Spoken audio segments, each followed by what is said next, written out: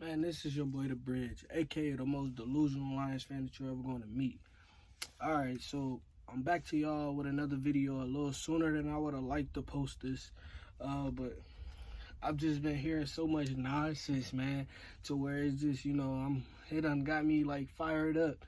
You know, it, our Lions fan community, it's like some of us don't be disappointed by the team so much to where like all hope and all positive things that we can say about the team is just nobody can find words no more. But that's why I'm here. I consider myself to be one of the most delusional Lions fans there is, one of the most diehard fans there is, because in any situation that the Lions is in, until the last game is played, to that 17th game of the season is played, I feel like, we got a chance. And the season hasn't even started yet. We went into a preseason and we lost 3 preseason games where we had our starters play one game. They played one game and what was it, like 2 possessions. We had like a kind of good look at our starters, and then Swift, Goff, Hawkinson, and our key guys on offense, like them basically our key guys on offense, they didn't play. And then a lot of the defenders that we have didn't play, so it's like they played the second and third string guys, to get a good look to see what that 53-man roster was going to be. And like us fans, and I say us, I include myself, because if one fan feel like that, another fan feel like this, we, at the end of the day, if we all supporting one team, then it's us, you feel me? Like, so I just really feel like we got to get our minds right, because the season is around the corner, and if we're bringing the same negative vibes in that we brought in last year, we not giving them guys no support. I feel like when the team is doing well, then, the fans, we like, oh yeah, let's go. But then when the team doing bad, it's only a few of us that's rocking, that's there, like, yo, we still got a chance, and then everybody else just write them off. Lose 4 games in the season, it's like, oh, we not making the playoffs. It's like, bruh, like, come on, man. Like, come on, like, the season, it's not here. It hasn't started. The preseason, okay, I get it, we went 0-3, but it doesn't really matter. Would I have liked to win all 3 of those games? Yes, I would have liked that. But, I mean, we didn't win. And we didn't play our starters. So it's like, why are y'all tripping? Like, y'all really need to stop tripping. And then, like, I listen and I watch a few other YouTubers that cover the Lions, and I just feel like we got a good community in that, too. You feel me? Like, with the people that post Lions content. Now, I don't talk to these guys personally. I don't really connect or haven't, receive any type of people trying to reach out to me. I make my content on my own. I get up here, I post my opinion, and I let y'all know how I'm feeling. But what I don't do is I don't speak negatively on the team, and I don't speak negatively about players. I might give my opinion, but I would never say that this man doesn't deserve a job. I'll say something along the lines of, he needs to show the coaches a little more, or like he dropped some passes, some crucial passes, and I'm talking about Perriman. Now, me personally, I posted a video today or whatever, and I was talking about Perriman in it because I feel like he's a good receiver. I do think he's a good receiver, but what he showed in the preseason, like that last game, he was honestly fighting for his spot. And they didn't play the guy with Kennedy or whatever, I think, because I feel like they had saw enough from him, and they wanted to see if Perriman was going to answer the call. And it literally was like, you just seen him, when he dropped that pass across the middle, I just kind of knew. I'm like, man, that ball that he just dropped just cost him his job, and he's still getting $2 million, but that drop he had definitely, it cost him his game. I mean, his position, and it's a sad thing to see, but then at the end of the day, us fans, we want the best talent on the field, so I'm rocking with the coaches because, I mean, we saw just how they saw, so, I mean, did we bring him in expecting him to be the number 2 receiver for us? Yes, we did, but preseason came, and that's why we have the preseason, because we was able to see more people that we felt could help our team go in the right direction. And, those players probably had a higher cap than Perriman. So I support the coaches on, the decision they made. But, I also do feel bad for the guy, because at the end of the day, I don't really know if he has kids or family. Well, I'm pretty sure he got family, and, he still got people to feed too. And him being cut by the Lions, and then the film and stuff that he has in the preseason is definitely not going to help his case, but hopefully he, lands a job somewhere, but I definitely was with the coaches 100%, but I just would never go and say, oh yeah, this guy doesn't deserve his job, because those guys put a lot of work into their craft, and I'm not out there catching footballs, in preseason games or at regular season games. So I understand that what they do is, it takes a lot of talent, it takes a lot of time, and it takes a lot of skill. I just feel like he didn't put his best foot forward, in those preseason games. And I truly feel like if he would have made the team, we would have saw a different Breshad Perriman in the regular season. I really feel that way. I think that we signed him. I'm not gonna say he didn't seize the opportunity, but I just felt like other guys, they did a little more to be seen, because they were a little more hungrier. He got signed, 2 million, what was it, 2.5? He got signed, to come play for us. And they probably told him, like, yeah, man, we're going to need you and all of this, so he probably had some type of security to where, he like, all right, yeah, I'm cool. You know how it is, where you feel like you good and you just need to do enough. But, he had some guys that was, like, hungry, and I like it, like that atmosphere that Dan Campbell has created. He got those guys, they understand, hey, we a team. But then again, he's also made it very clear that, yeah, we a team, but y'all are battling for spots right now. Nothing is set in stone. You feel me? And I like the fact that he lit a little flame under, some guys that we all probably thought, well, yeah, he's not going nowhere. And granted, yeah, those guys aren't going nowhere. Like Swift isn't going nowhere, but all those running backs in that running back room, I'm pretty sure we're gonna see a different DeAndre Swift this year.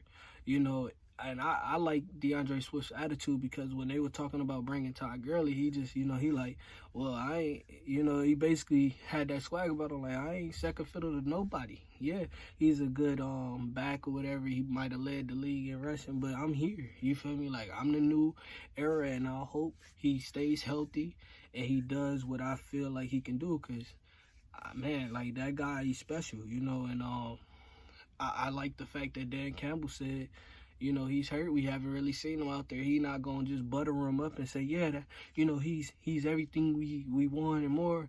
You can't, some coaches will say that, based off of past season and the trajectory that they want a player to go to. But he, Dan Campbell's more of a, like, nah, we need that now. We haven't seen him practice, so I can't give you, a glowing recommendation on him. He basically was just like, he haven't had no reps, we haven't seen him, so we gonna have to see him out there in practice. And I like that, because it's basically saying, yeah, we know what you can do, but we need that energy. We need that. And as fans, that's what you want in a coach. You don't want a coach that get out there and to the media and be telling the media, like, well, yeah, I love this guy, this guy is super talented. Nah, he's straight, uncut, unfiltered. He lets you know exactly what's on his mind.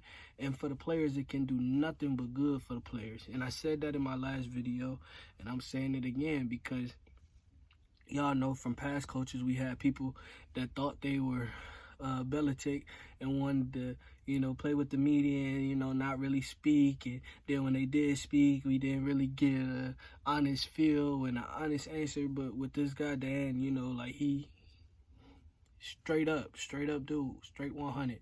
You know, and I like it, man. You know, but I also just think we as fans, man, we just really you either gotta rock with the team or not rock with the team. You know, like, it's preseason, bro. And then I had people saying this season, like, I watch everything, man, and like people were like honestly saying this season was going to be like a building season. What? No, this not no building season, bruh. We ready now. We winning the division now. We need that. We need to come out of the division this year. I'm not trying to wait 2-3 years for a great team. No, I feel like this year we have a great team. I don't like the attitude that people use, you know, and like it's like, well, I really feel that way, and like, no, bruh. If you a fan, you not trying to hear no, well, we working to 3 years down the road we have a solid team. Like, no, we want a solid team now. You feel me? Like, that's how I look at it. I look at the Lions as a team that's ready to go now. I think Dan Campbell assembled one of the best coaching staff in the league, period, bar none. You feel me? Like, we got a team. Our team has probably the most coaches that's played in the NFL. So when you have that attitude, or whatever, that player's attitude, you understand when you say something to a player, you know how that can affect them.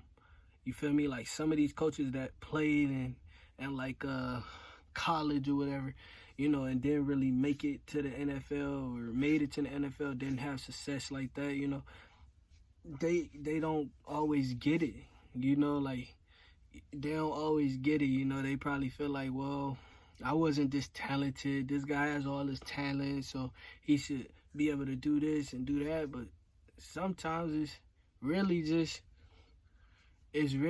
you know, how you say stuff to players. And I feel like nobody can explain something to a player when they do something wrong than another player that's transitioned to being a coach. You know, because you know exactly how it can affect the confidence of someone. And football is definitely one of those things, especially when you're dealing with guys on the defense. Because I'm telling you, a dude catch a 60-yard, 40-yard bomb on your side of the field, take it to the house. It's no feeling that's worse than that when you an athlete. Because you feel like, damn, man. Now imagine if we lose by 7 points. We lost because of me, because I couldn't guard my dude. Now, some coaches that's not really great will look at that player and say, you got to do a better job, and whoop and all of this. Nah, a coach that understands, that was a player that knows he might have just had a great release. You know, you just might have been sleeping. You just might not have been ready. You feel me? Will look at you and say, yo, you gonna get them next one. You feel me? Like, keep your head up. You feel me? Like, during the game, you don't want to be tearing people down during the game.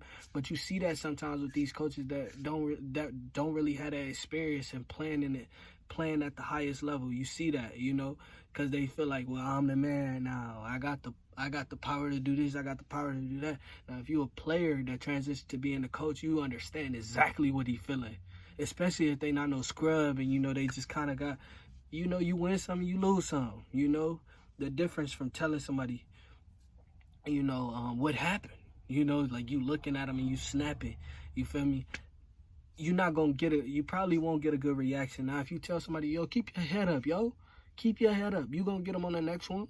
You feel me? Like, you gonna get him on the next one. He can't mess with you. You feel me? Like, if you boost him up like that, next play you might see a pick going back for 6. You get what I'm saying? Because they understand, like, yeah, I'm really nice. Like, bro, I'm nice. Like, he just got me on that one, but watch what I do. Throw him my way again. You get what I'm saying? Like, it's just that type of energy. And I really feel that energy for this team this year. You know, last year I was forcing it. I ain't gonna lie to y'all. I was forcing it. You know, I'm trying to, you know, stay positive and, you know, be like, yo, we gonna do this, we gonna do that. I was forcing it. But this year, I don't even feel like I have to force it. I honestly feel like our energies change. Just the atmosphere, the mentality, you know, just has changed. Like, the media asked Golf today, or whatever, or was it? I think it might have been the day or yesterday. Like they asked him, they said, "Do you feel like you're gonna surprise a lot of teams?" And now, if he would have said yes, I feel like we're going to surprise a lot of teams, I would have kind of been disappointed, because to me it would have meant to me like, oh, so you saying we're gonna surprise teams mean that your expectations not even high for us. If you feel like we're gonna surprise teams, because I feel like it's not gonna be no surprise. You see what we gonna put on the field. You see the energy and the atmosphere we don't recreate it.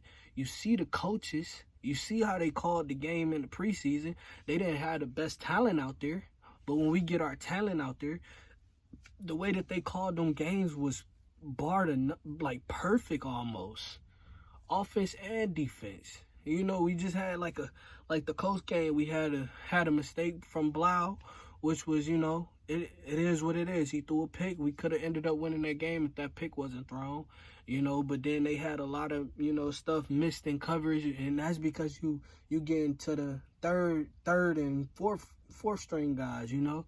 And I understand them guys, they gambling and trying to make plays, you know. It's not that they just sorry, but it's just they're doing stuff to try to be noticed. So when you go out of your norm to try to be noticed, you might jump a ball because you feel like they're going for a slant route. You might jump it and you miss it, and he breaking out to the outside, you know. So it's you know, you might bite on little stuff like that when you're trying to be noticed, because you know you have to react a little quicker. You don't have time to think, you know, that much, and to react, you know, a little slower than you might usually react because you safe. But when you're not safe, if you see if the quarterback looking, he look like he going to the middle of the field, and he shift that way, and he, you know, break, and then he hit you with something like that, you gonna react because you trying to be noticed. You feel me? Like, so it's just like, man, I just think that Jared Goff handled that question very well, because he was just like, nah, I don't think surprise. I think our expectations are just as high as anybody else's, and I like that, you know, because it showed the confidence he had in the team. It showed the confidence he had in himself, you know. And a lot of people might look at that or whatever and not understand, but I did. They were really trying to pull to get him to say something crazy, and, you know, he held it together, man. That's what you want from your quarterback. You don't want a quarterback that's baited in by questions from the media, you know, that get his teammates to look at him weird a little bit, like, yo, like, that's how you feeling? You know, he kept it 100. You know, he told her, we got the same expectations as anybody else. I'm not going to be surprised if the Lions go 17-0. That's honest. I'm going to be like, bro, like, we put in the work. You know, our coaches put in the work. We got wide receivers and quarterbacks staying hours after practice. We got a number 7, what is it, draft pick? Well, is he number 7 or 5? We got Penei Sewell, top 10 draft pick. You know, animal on the offensive line. We got some young guys on defense that's got promising seasons ahead of them. You know, like, so I wouldn't be surprised at all, man. You know, I feel like the fans who don't really have a lot of faith in the team would be surprised, though. And that's the issue. You know, because we got people talking about, yeah, this is just a season for us to, you know, get the play calling right and to build. Like, what? No. This is the season this year. How can you call yourself a fan and be thinking 4 years down the line talking about some, like, nah, we changing the culture this year, having a winning season this year. I ain't trying to hear no 3-4 years, bruh. You know, like, come on, man. Come on. If you a true fan, man, you a fan, be a fan. Don't be out here being a critic.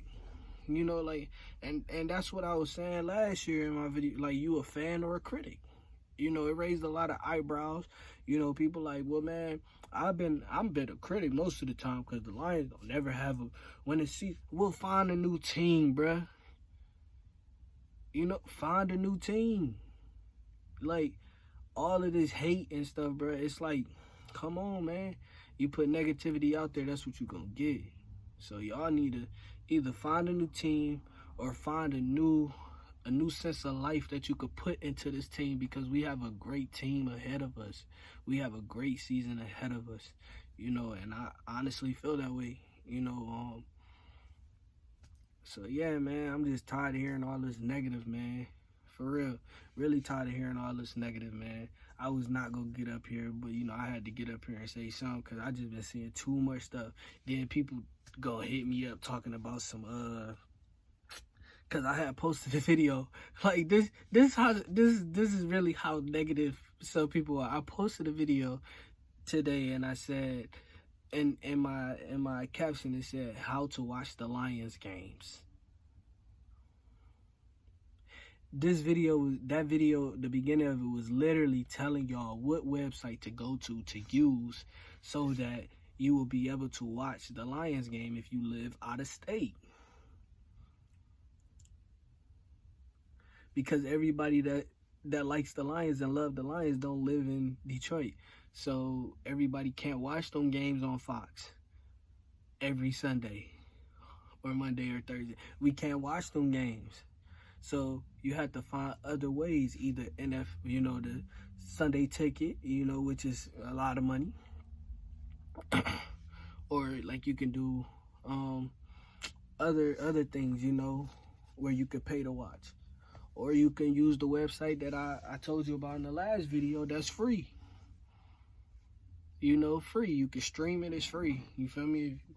Pull it up on your computer, get you a little HDMI cord, plug the HDMI cord up to the computer, put it in the TV, you good.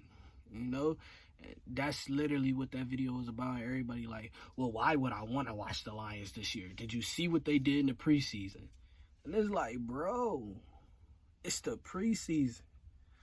Like, y'all need to calm down, man. Like, people really need to calm down, but, man, I was just up here, and I was just seeing too much stuff, man. I had to say something, man. This is your boy, The Bridge, a.k.a. the most delusional Lions fan that you're ever going to meet. I'm out, man.